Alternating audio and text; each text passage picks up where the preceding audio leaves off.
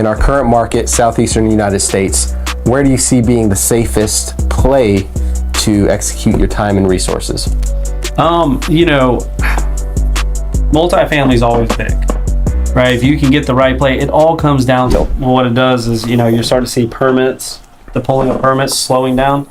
So what they're hoping that the supply chain catches back up, and that when the supply chain does catch back up, that pricing will come down because it's a supply versus demand. But my issue is if you look at the national economy, how it's been forever. I'll always use the example of bread, right? You used to buy a loaf of bread for a quarter back how long ago? I remember as a kid, I'm not that old, I'm only in my 30s. You could buy a loaf of bread for 80 something cents a loaf. Yeah. Now it's 3 to 4. And has it ever gone backwards? It's never gone backwards. So these prices, when people think that there's going to be just mass, I have a lot of friends that are, hey, I'm going to wait till the market corrects itself, or I'm going to wait till this. I said, pricing is not going to really go down. Yeah. If you look at historical data, 5 to 10%.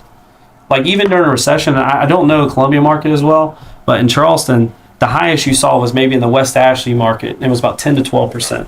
And that was during a big recession. That was like cataclysmic in 07, 08. We're not in that situation.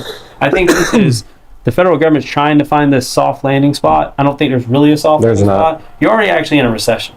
Yep. We didn't have positive GDP growth in the last quarter. So we are already in a recessionary period. It's just how bad is it? And I think there's so much money in the market, and it's a different type of market today that I don't see a collapse. I see a correction. Yeah. That's what we're doing. It's going to be interesting, man. So for your typical investor, right? I know investors have many different shapes and sizes, but for a real estate professional, real estate investor that treats this as a full-time business, what is the most, and again, it breaks down regional, right? In our current market, southeastern United States, where do you see being the safest play to execute your time and resources? Multifamily is always big, right? If you can get the right play, it all comes down to the numbers. Every time you buy a deal, you need to look at the ARV, look around at, properties that are of similarity. They're within about 10 to 15% square footage differences. Don't go like, oh, I got a 3,000 square foot house, mine's 2, and I'm comparing against it. You're going to get killed on that, right? Yep. Because higher square footage, lesser amount, generally. So try to find some similarity that's sold within the last 30, 90 days. If you can get it, some 120, just depends on the market, and once you do that, take a little bit off. Like, don't say, oh, I'm going to push the market because I got 360 for this house. Say I'm going to get 330. Be conservative. And so when you go to buy it, you can look at what do you want to pay for that house and make sure there's enough margins in there to be safe. Because the worst case scenario, great part about real estate versus a stock market is you have a physical asset. It's not like Bitcoin where you throw the money and somebody sends out a mean tweet and you lose $25,000. Worst case is you put a note on it, you got a monthly mortgage pay, there's a lot more renters than there are buyers.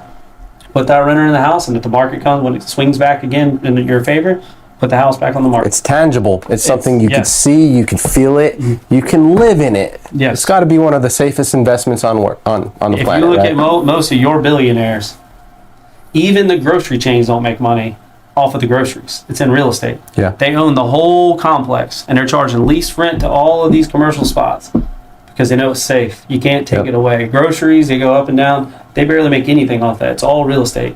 If you look at any of the big companies, you got offshore money coming in that are buying our own single-family residential. You have the Chinese by the boatloads, $6-7 billion in single-family rentals.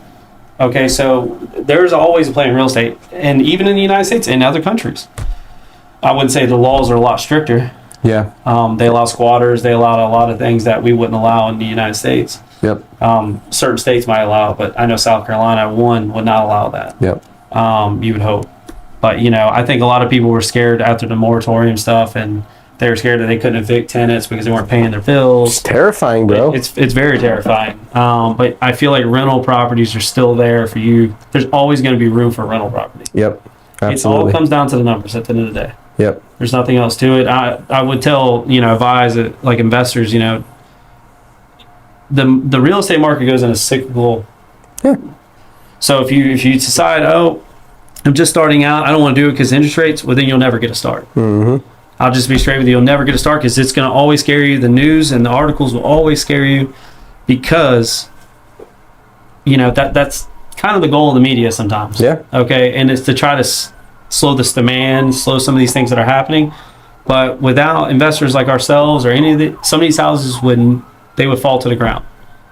There would be nothing. You can't keep the economy growing without it. I mean, construction, anything in real estate makes up 35-40% of our economy. Yeah. Or more. I could tell you probably more. And then you got automotive, manufacturing, all that makes up the rest.